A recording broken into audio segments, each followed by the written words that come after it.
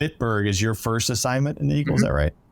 What was that like? I mean, again, you're flying up initial and the Soviets are right across the way there. Yeah, it was a totally different time. I swear there were 11 fighter bases in that region called the Eifel, and one of our best missions was just to take off and not have any airspace. And you would squawk, I think 033. You would come up on some TAD and talk to one of the German controllers. Yeah, this is straw basket. This is sweet apple. And you would just tell them, hey, I got 2 Eagles, an hour playtime. Let's run intercepts. And as long as you stayed below 10,000 feet and you ran on other military aircraft, knock yourself out. One of the fun things to do is to go cap next to the entry point at Hahn Air Base. And everybody coming back into the pattern at Hahn gets tapped by 2 Eagles. And all you could do at Loab was do a break turn, but it was still fun to sneak up on people and then, make this whole 4 ship of Vipers break. And you're like, nah. And then it was always the Germans who would fly low. There's all these noise complaints. The Germans really didn't like us raging around, but it was the German Air Force that was raging around below us. And you'd be cruising along at 500 feet over someplace, and you look down, and there's a 4 ship of F4s going underneath you. You're like, what the hell? Canadians also raged around. They were down on Soligan.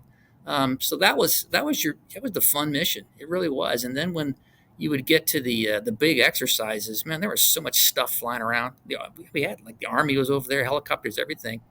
It was also a navigational nightmare because you had all these control zones, specialized use airspace, things like that. So you would sit there and all you would have would be your present position in your INS, and you'd pull that up, and then you'd have your thumb on a map, and you'd be like, "Oh man, please don't let me fly through something." There was no situation display and all this kind of fancy stuff. It was clock to map. And I can remember being a wingman flying with one of these majors who was an A-10 pilot, and he had experience in Germany before flying the Eagle. I have no idea where we are. We're just raging around, and it's like things I haven't seen, and I swear there's factories all around us. And I'm like, where are we? And he goes, I know where I am. And because he's an A-10 guy, right? He's down. He's never looked up. He's just looking at the ground. The other thing we did at Bitburg that was, I think, the most unique was SID alert. And so you had the 5-minute alert. They called it Zulu alert. And you had 4 jets on alert, and you would fly almost every workday. They'd call it a tango scramble. And so the horn would go off. You'd slide down the fireman pole. You run to the jet. And there were 4 bays. You lived in the center like in a firehouse. And in like a minute and a half, you would get the Eagle, and you're in full burner screaming down the runway. You took off on runway 24, and then you would do the Immelman departure to then go eastbound because that's where your next threat was. So there was the Immelman departures. And we would sit there in the flying squadron. The 2-2 is about halfway down the runways, and we would hear the burner takeoffs. And so we knew that was the Zulus, and we'd watch out our windows.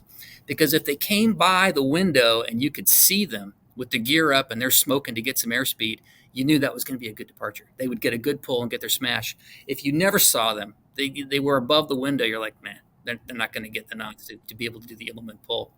And it was always fun to be doing that because in the Eagle Old F-100s, first you got to get them both to light. Sometimes you had to go, back in, back out. But then the next thing you know, you're doing this Immelman pull, and you go into the weather at 700 feet. You're like, oh, this is special because now you're staring at your instruments, and you'd have to roll out, get a rejoin, all that kind of stuff. But Bitburg Alert was too much fun. You sit around and you're wearing your G suit, and you're waiting for the horn to go off, and it's a screaming loud klaxon. And, yeah. There's a lot there I want to talk about as a fighter pilot because one, I've heard guys talk about the squawk and jumping other jets, and now having flown around Europe a good bit, I mean, it's like throw spaghetti at the wall and like hope you don't go into someone's airspace, etc. But then 2, this Immelman departure, I want people just to think about blasting, doing an Immelman, so going straight up and then turning on your back and then turning eastbound. But now you're finding your flight lead or your wingman's back there, like. There's a lot that you could break down and to go into here. That's kind of sporty, especially in the day when you didn't have all these 4 flights and situations. Yeah, so the standard for MQT, mission qualification training, was the day after you took your check ride, you went out to alert. And I can remember going out to alert and being practically nervous the whole time. Will I be able to run to my jet and be there? Because if you're number 2, and when they go check 2, 3, 4, and you don't say 2, 3's got it. And so he's chomping at the bit to go, and 1 would kill you if you did that.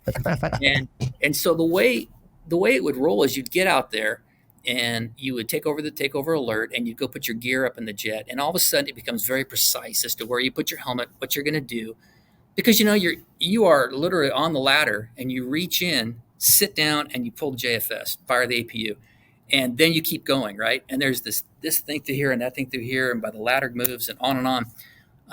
It becomes like a dance. And I can remember being very concerned about this kind of thing, that I was going to be able to do it. And finally, of course, you scramble, and as soon as you see number one, put it in burner, you're like, oh yeah, this is good stuff.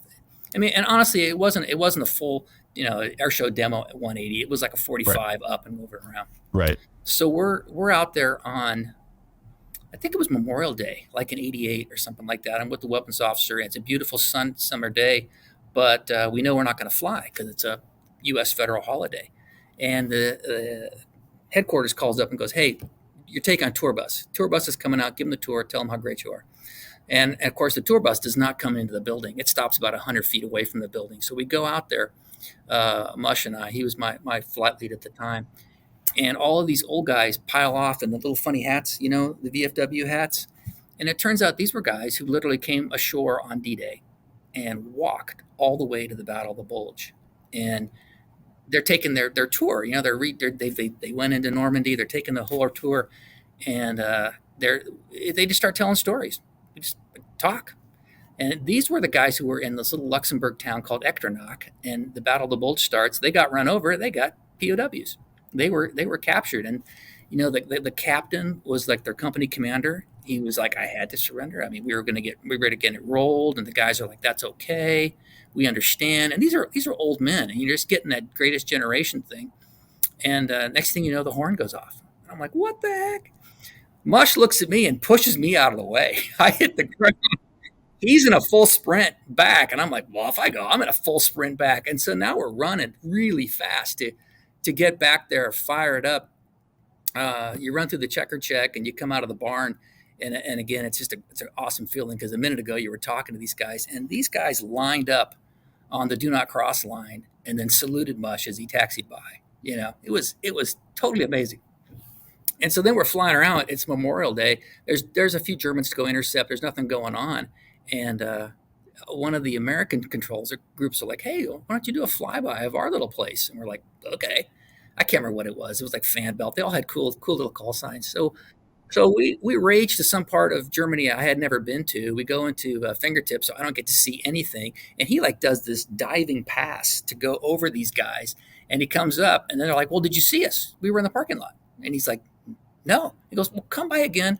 We'll get the commander's flag out, and we'll be waving it at you. And so we come back around again, and they're like, that's great. You guys did a good job. It's just one of these fun days that you realize that this is actually it's a worthwhile business to do.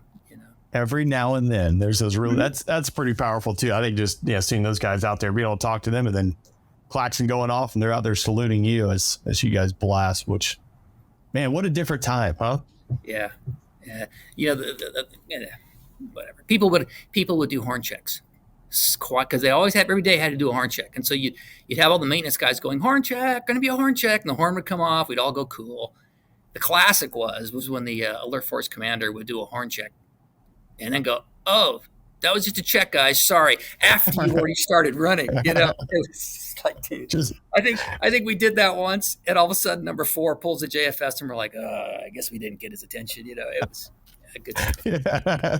It's the devil's in the details. That communication piece sometimes will come out and bite you. That's different time. So and then going from, I think that Soviet staring them down to the transition. You were in Desert Storm. Can you talk to me a little bit about how the dynamics of the transition